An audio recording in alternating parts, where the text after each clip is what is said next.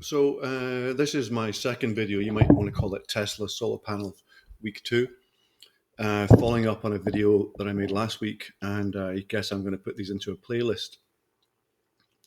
As of the end of last week, I had received a design.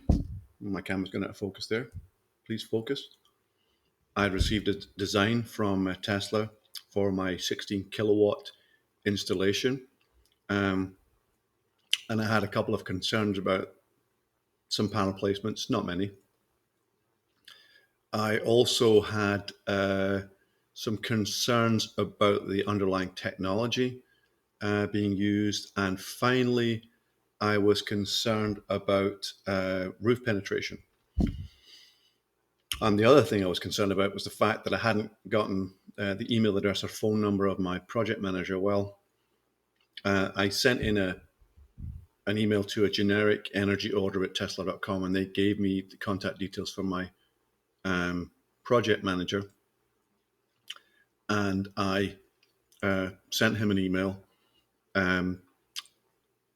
voicing my concerns about panel placement, showing him, with a photograph and with an annotated design. I just scribbled on it and took a photo of it and attached it.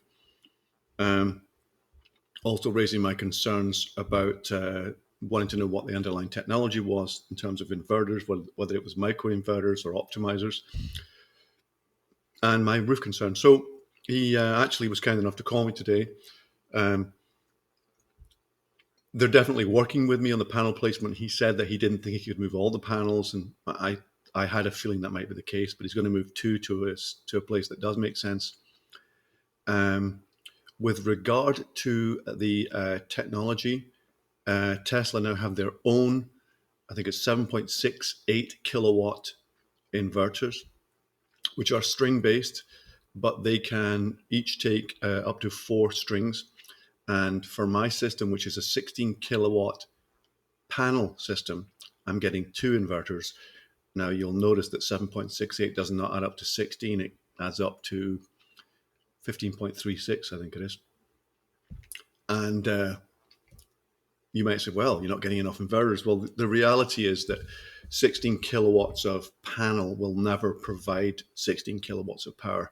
You're probably going to max out at 14 kilowatts when they're all, well, to be honest, they never all will be getting optimally hit because they're pointing in all sorts of different directions.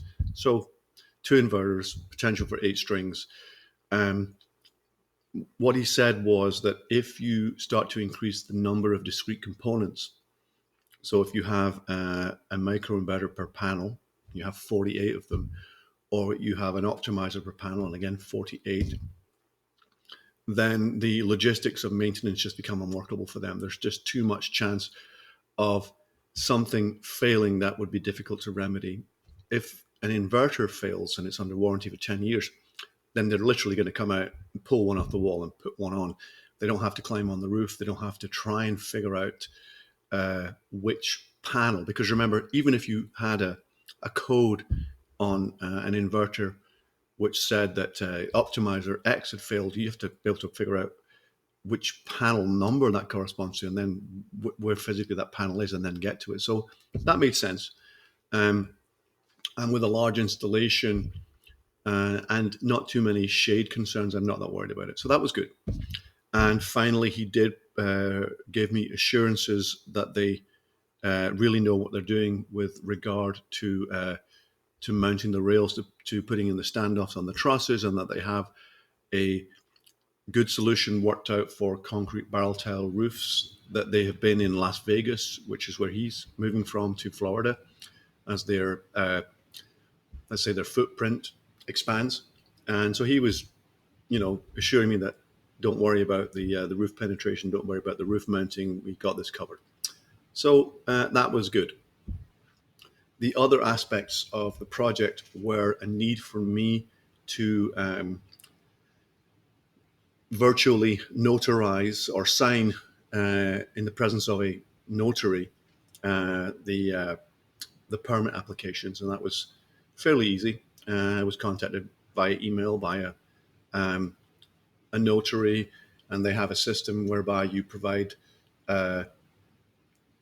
ID documents and answer some questions that confirm that you are who you say you are. Basically about things like maybe addresses that you've lived at and cars that you've owned. As long as you're comfortable doing a Zoom call, then you wouldn't have a problem with that. So that was done. I was in contact with my property management company who managed the neighborhood for the homeowners association. They promptly emailed me a form. I filled in the form. I put together my own kind of synopsis / submission in which, and this is important for any Florida homeowners, I made them aware of the fact that I know what the rules are.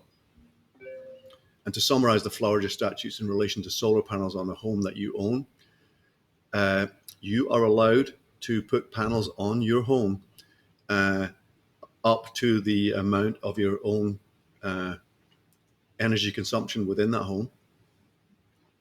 And that energy harvesting considerations, optimal placement of the panels for performance trumps any concern over aesthetics.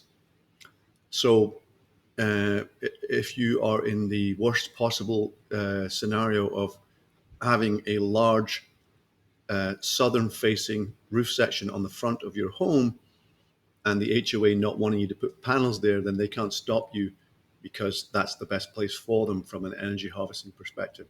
So really the HOA, I don't think really has any power at all unless they want to get into the technicalities of arguing that your solar design is aesthetically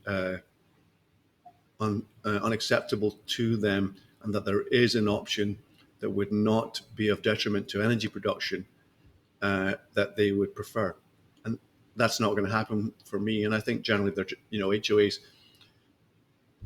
they like to get in the way, but they also aren't very hardworking. So I don't see a problem with that.